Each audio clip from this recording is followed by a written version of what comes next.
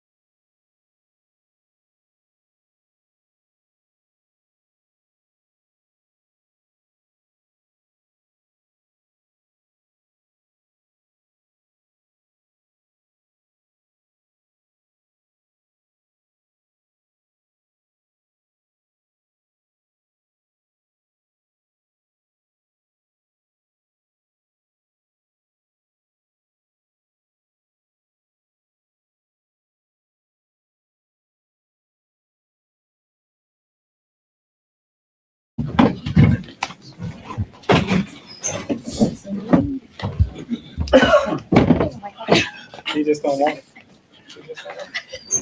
One day I'm a Candace Parker that thing.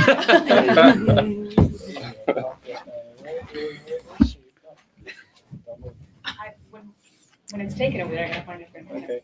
Okay. Sooner we choose balance points. Coach, what were you just thinking driving into the arena today? Just how much fun this is. You know what I mean? Like, this is the best time of the year for NBA basketball. The sun was shining.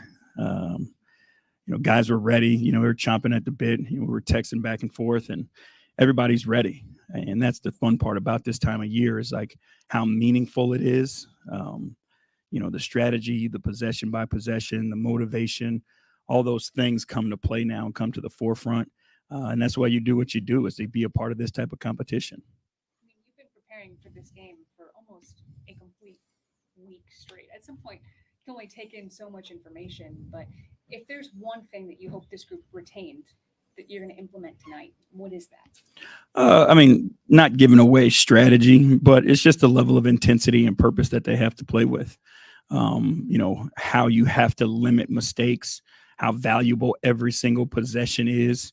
That's where playoff basketball is won. It's typically won by the team that makes the least amount of mistakes and gives their opponent advantages. So we got to make sure we do a great job of that and then scrap our asses off and see what happens.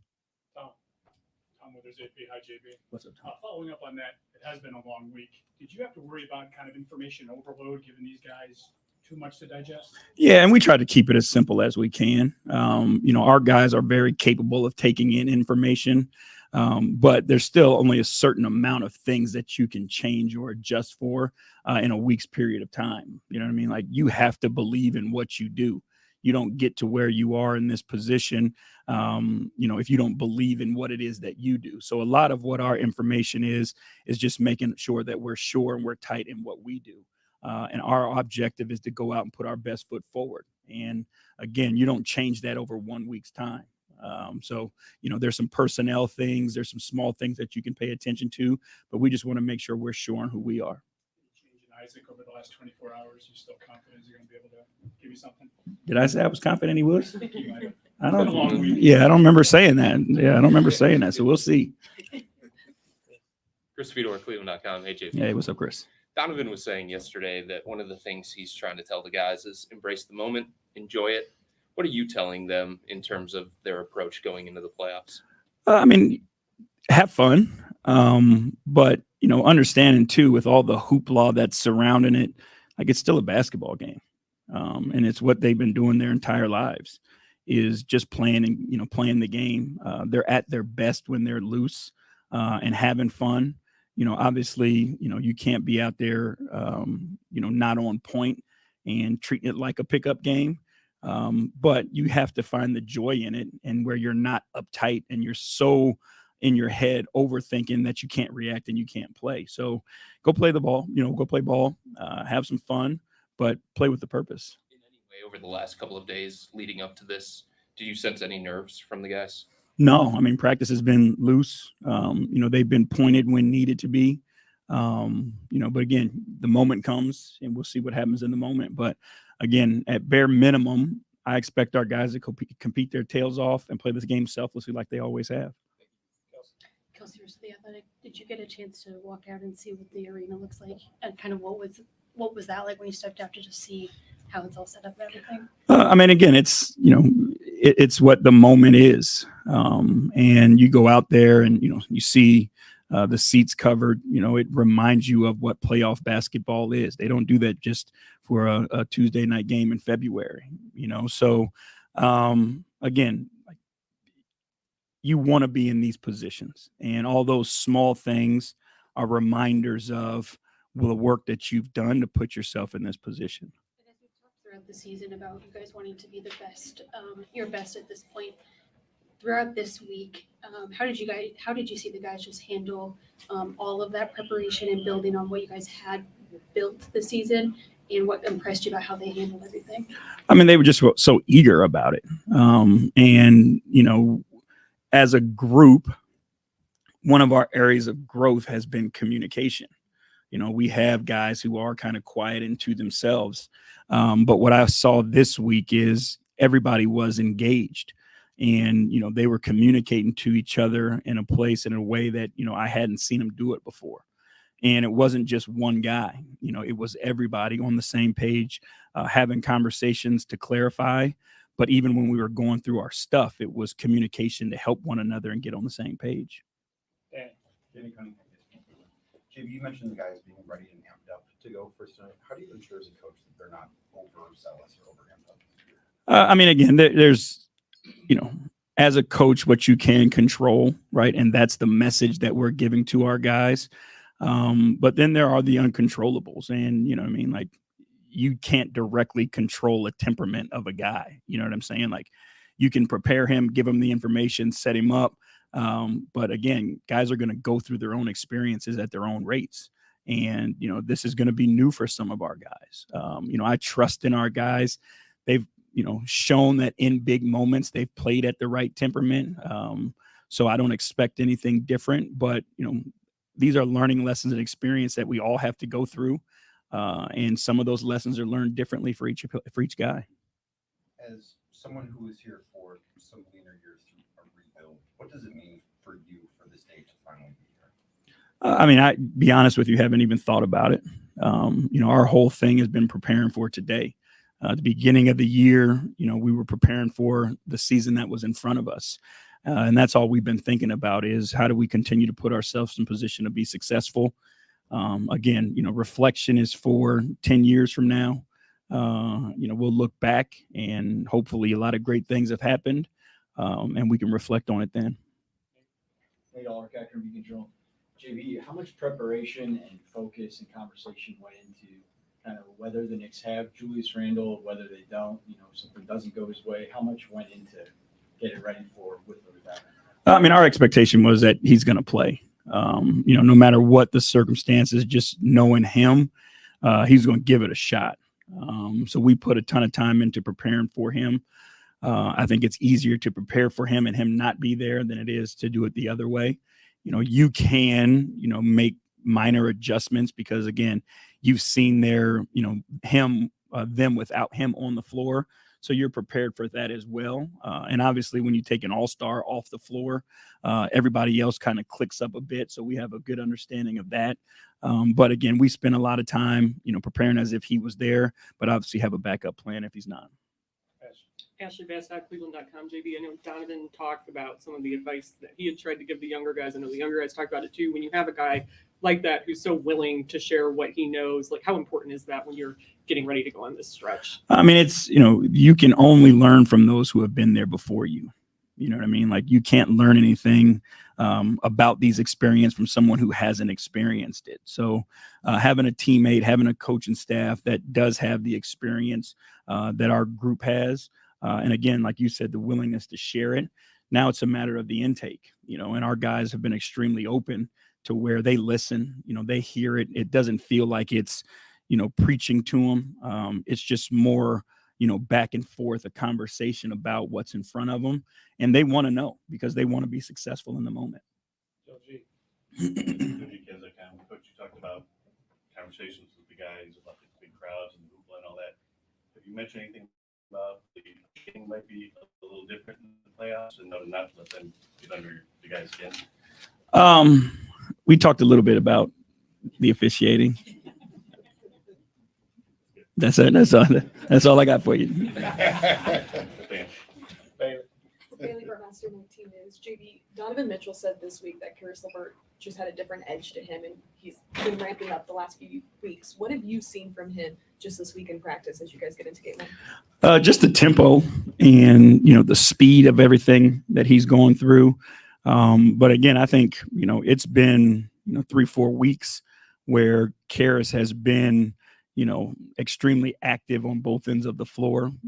Conversations with him about what our expectations are, what we need from him, and him putting himself in position to do that. This isn't something that, you turn on and turn off. This is something that you have to be prepared for.